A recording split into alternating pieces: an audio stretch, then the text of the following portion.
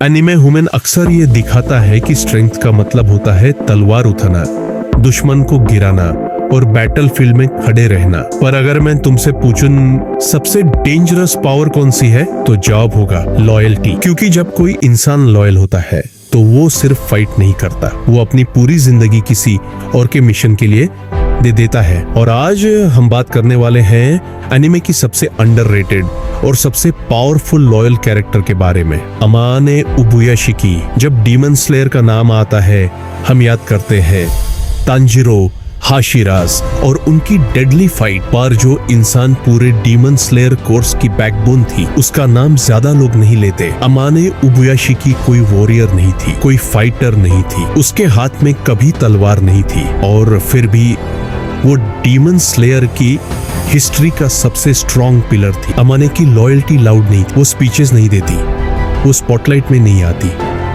उसकी लॉयल्टी खामोश थी। वो अपने हस्बैंड कागाया उबुयाशिकी के साथ हर पाल खड़ी रहा, एक ऐसे इंसान के साथ जो एक डेडली कर्स के साथ जी रहा था, जो जानता था कि उसकी जिंदगी ज्यादा लंबी नहीं है। और फिर भी अमाने ने कभी कंप्लेंट नहीं की, न किस्मत से, न भगवान से, न अपनी लाइफ से। उसने बस एक चीज मानी, अगर ये मेरा रोल है तो मैं इसे पूरी ईमानदारी से निभाऊंगी। अमाने का काम था सपोर्ट बनना, इमोशनली, मेंटली, रिली। जब कागाया वीक पड़ता था, अमाने उसकी आवाज बन जाती थी।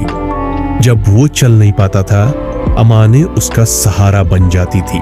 और सबसे इम्पोर्टेंट बात, वो कभी खुद को इम्पोर्टेंट नहीं बनाती। उसकी लॉयल्टी का मतलब था, मैं तुम्हारे आगे नहीं, तुम्हारे पीछे नहीं, मैं तुम्हारे साथ चलूंगी। पर लॉयल्टी तब टेस्ट होती है जब सैक्रिफाइस की बात आती है, और अमाने का सैक्रिफाइस सिर्फ इमोशनल नहीं था, वो एब्सोल्यूट था। वो जानती थी कि मुसन उनके घर आएगा, वो जानती थी कि ये एक ट्रैप है, और वो भी जानती थी कि इस ट्रैप से बचना इम्पॉसिबल है। और फिर भी अमाने वहां से भागी नहीं, वो अपने बच्चों के साथ उसी घर में रही, क्योंकि उसके लिए लॉयल्टी का मतलब था, अगर मेरी जिंदगी से हजारों जिंदगियां बच सकती हैं तो ये भी एक ड्यूटी है।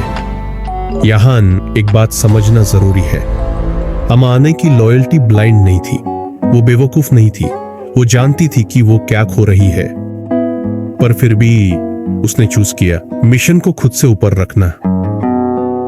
ये प्यार से ज्यादा बड़ी चीज है, ये ऑब्सेशन भी नहीं है, ये है बिलीफ। अमाने ने हमें ये सिखाया कि लॉयल्टी का मतलब हमेशा किसी के लिए लड़ना नहीं होता। कभी कभी लॉयल्टी का मतलब होता है खामोशी से जलना, ताकि दुनिया रोशन हो सके। और शायद इसलिए अमाने उबुयाशिकी कभी मेन कैरेक्टर नहीं थी, पर वो हमेशा सबसे जरूरी कैरेक्टर रही।